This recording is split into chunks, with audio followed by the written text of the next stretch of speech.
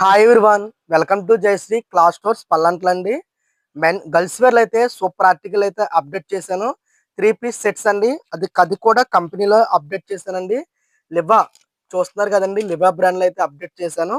ఇందులో సైజ్ కూడా బాగా వచ్చినాయండి. సైజులు ఇందులో ఏంటంటే ఎల్ల నుంచి త్రిబుల్ ఎక్స్ల వరకు అయితే మన షాప్లో రైట్ను మన దగ్గర అవైలబుల్ ఉన్నాయండి.